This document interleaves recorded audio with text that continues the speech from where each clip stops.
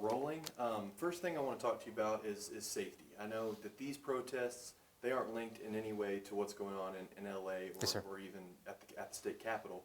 But how important is safety when it comes to a protest from the police's perspective? Yeah, I think one of the most important things that we look at is their constitutional right to be able to gather and to express concerns about whatever topic, no matter if it's this one or any other one that we've had in the past. So historically, San Angelo has had several different protests, and they've all gone off just how San Angelo really is. I mean, I think we care about our home. It's a community that cares. And because of that, it's always been a safe aspect.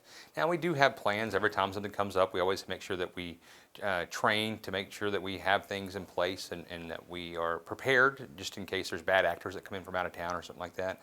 But we hold that paramount is number one, their constitutional rights, and then number two, maintaining law and order and safety is in that.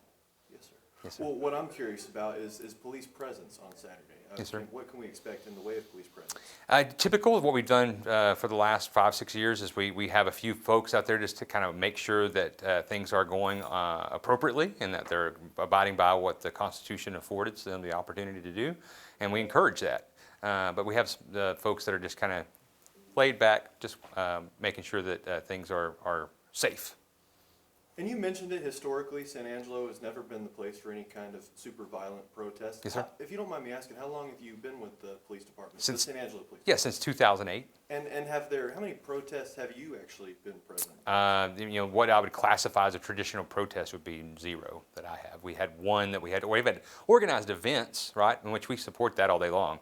That's much different than just what we classify as like a riot or some sort of situation like that. But we've had several different events where people will have that at different locations. They'll do walks along the road or on the sidewalk or whatever.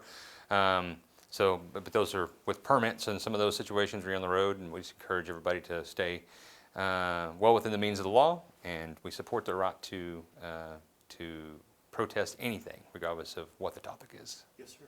And one last question I had for you, Chief.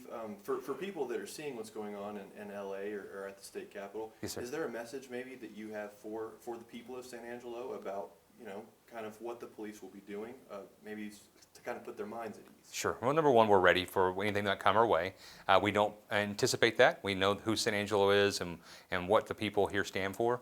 I think before we start seeing stuff like that happen on a large scale, we would see more citizens come out trying to help us, because we care about, San Angelo cares about law and order, right? We care about doing what's right.